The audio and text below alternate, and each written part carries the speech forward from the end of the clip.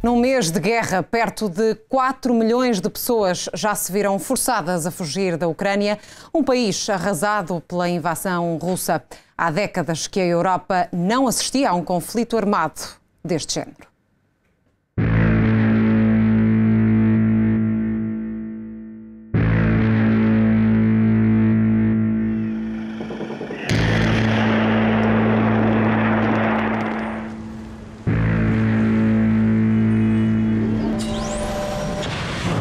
Imagens que chocam o mundo. Foi exatamente há um mês que a data se tornou simbólica, o marco do início de uma guerra na Europa. Durante muito tempo, os avisos foram chegando, mas parece que todos subestimaram Vladimir Putin. Desde 2021, que o presidente russo tinha reforçado militarmente a região de Donbass. Tropas que aguardavam luz verde de Putin e que encapotavam as verdadeiras intenções do Kremlin.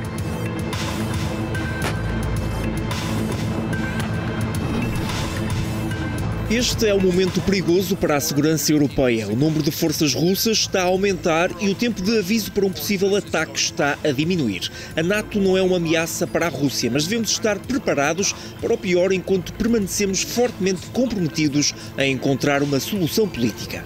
Ao longo de meses, os líderes europeus tentaram encontrar um ponto de entendimento entre a Ucrânia e a Rússia.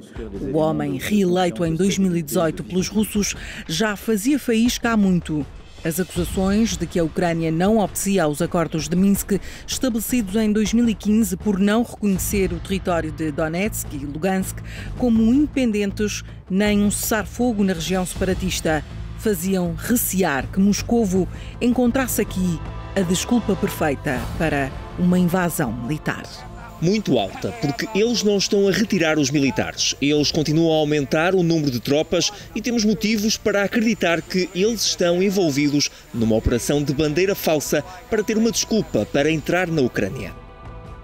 O Ocidente ameaçava sancionar a Rússia se o direito internacional fosse violado, mas o Kremlin ignorava e Vladimir Putin não tardou em assinar um decreto que reconhecia Donetsk e Lugansk como regiões independentistas, o gatilho que faltava para fazer explodir a guerra. A Rússia enfrenta o perigo de a Ucrânia se juntar à NATO. Uma ameaça ao nosso país vai aumentar substancialmente. 3 dias depois, a região de Donbass é alvo de uma operação militar especial. O nome que Putin deu sempre a esta guerra. Podia ser um dia bem melhor, mas a madrugada trouxe aquilo que o mundo mais temia. A Europa é agora palco de uma guerra. A Rússia atacou várias cidades da Ucrânia, incluindo a capital Kiev, e iniciou uma invasão a grande escala. Queremos proteger as pessoas que têm vindo a sofrer de abusos e genocídio por parte do regime de Kiev nos últimos 8 anos. E por isso vamos avançar com a desmilitarização e desnazificação da Ucrânia. O que começou por ser uma tomada das regiões separatistas alastrou-se a toda a Ucrânia. A investida das tropas russas avançava a olhos vistos e aos olhos do mundo destacava-se o presidente ucraniano Volodymyr Zelensky. Estamos a distribuir armas a todos os que quiserem defender o nosso país e tenham capacidade de proteger a nossa soberania. O futuro da Ucrânia depende de cada cidadão. De comediante a presidente da Ucrânia, tornou-se no rosto da resistência ucraniana. Mal sabia que o papel que protagonizou na sétima arte viria a tornar-se realidade. Os bombardeamentos eram igualmente reais e obrigavam os ucranianos a abandonar tudo o que conheciam. O drama de uma crise de refugiados começava. A gente está dentro aqui de um trem. Olha só a situação dos moradores que tentam fugir de Kiev nesse momento. Para o início da tarde, tem uma multidão aqui dentro do trem, ó, para um lado e para o outro. A gente não tem onde ficar. A gente está no corredor do trem, tentando sair de Kiev antes do bombardeio. Está todo mundo morrendo de medo aqui. Ó, as pessoas estão tentando passar. Está uma loucura aqui dentro do trem. Não tem condição de ficar aqui. Cuida das minhas coisas. Olha do lado de fora. Tá bom? Milhões de pessoas esperam um trem para sair do país. essa situação dos ucranianos que estão tentando fugir aqui da Ucrânia, de Kiev, antes dos bombardeios, antes da chegada das tropas russas. Para trás ficavam todos os homens entre os 18 e os 60 anos, convocados a ficar no país para lutar pela pátria. A lei marcial era aplicada na Ucrânia. Quem resistiu à fuga passou a viver em bunkers ou num qualquer espaço debaixo de terra, onde o perigo aparentava ser menor. Отпусти и забудь, новый день он кажет путь, не боюсь.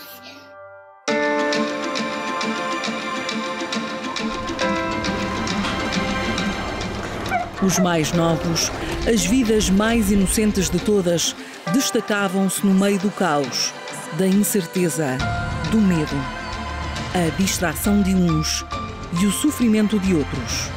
Os rostos, as expressões e as vozes que marcaram o mundo neste último mês. Histórias que são acompanhadas. A menina que cantou e encantou num bunker conseguiu escapar para a Polónia com a avó e já atuou num palco dos grandes. Hassan, de apenas 11 anos, que viajou sozinho de comboio até à fronteira, na mão um contacto telefónico, nas costas uma mochila. Uma aventura acompanhada pelo mundo que viu o reencontro com a família dias depois.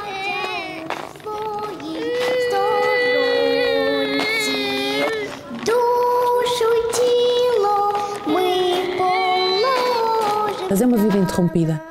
Eu lembro-me que um dos nossos colegas perguntava a uma criança como é que ela estava, o que é que ela queria. E ela dizia: eu queria voltar para a minha terra. E como é que se chama a tua terra? Não me lembro, mas lá é que eu estava bem. E para onde é que vais? Não sei, só sei que estou com a minha família. Portanto, isto é... E esta criança tinha família. O que a Rússia dizia não ser verdade acabou por acontecer. Afinal, as tropas russas que alegadamente teriam como objetivo os alvos militares acabariam por atingir, aos olhos de todos, alvos civis. O mais chocante ataque foi ao Hospital Pediátrico e Maternidade de Mariupol. Em tempo real, a guerra é acompanhada por todo o mundo. Nas redes sociais, através das notícias, a máscara da Rússia vai caindo. Confrontado pelos jornalistas, o ministro dos Negócios Estrangeiros russo justifica o injustificável.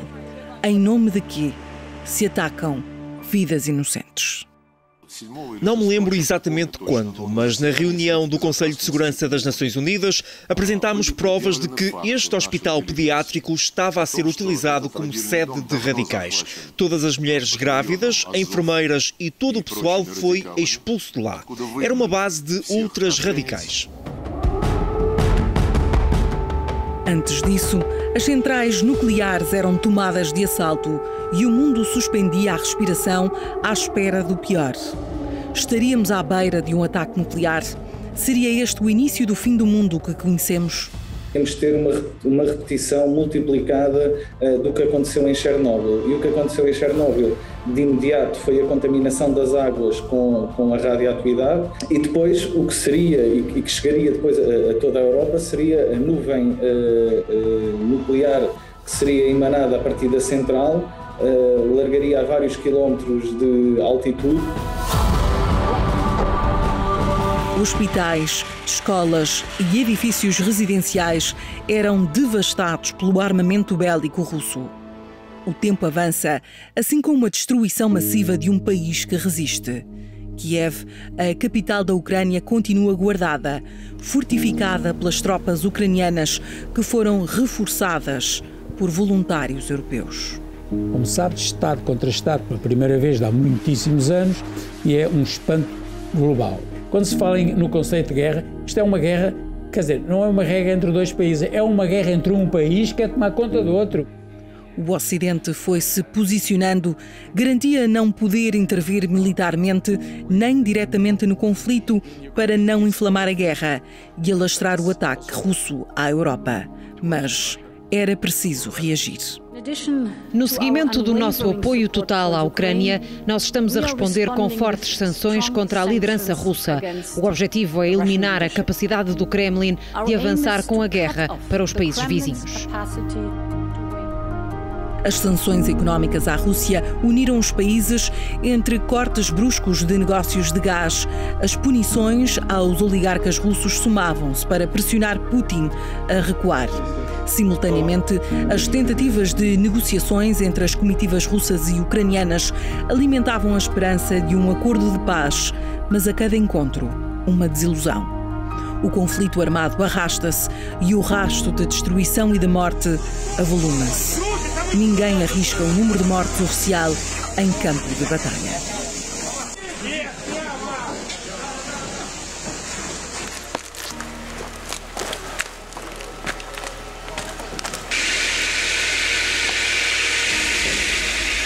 Segundo a ONU, são mais de 1000 os civis assassinados nesta guerra.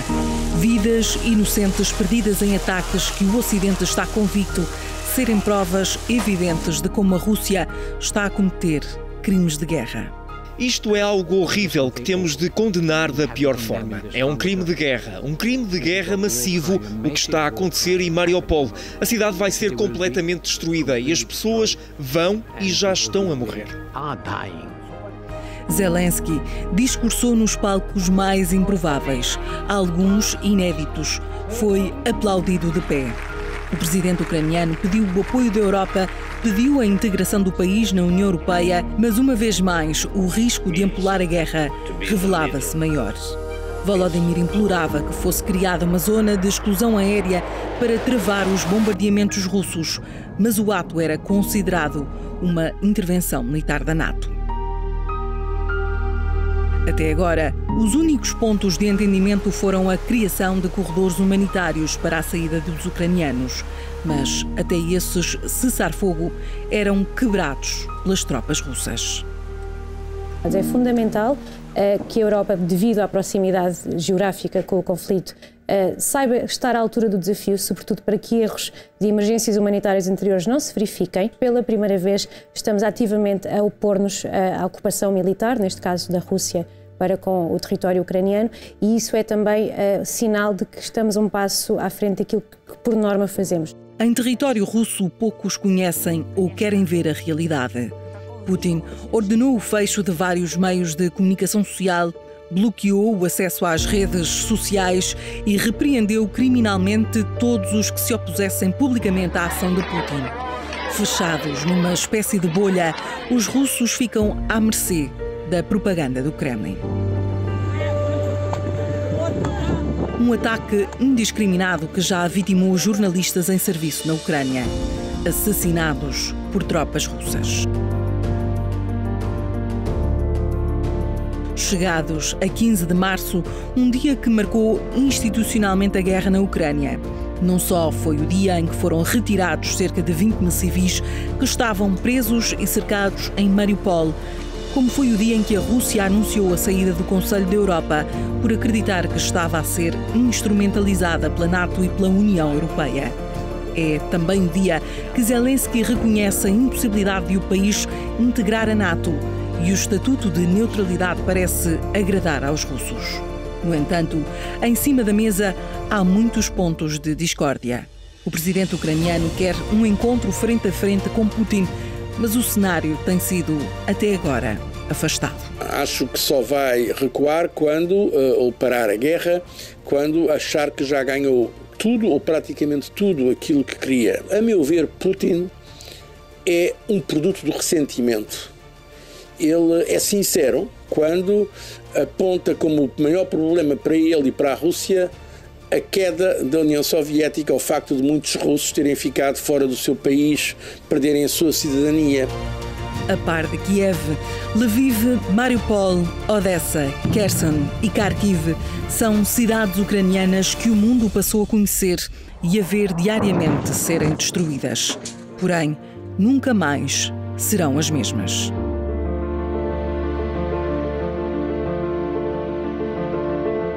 O mundo nunca mais será o mesmo. Aliás, até quando E até onde vai durar esta guerra?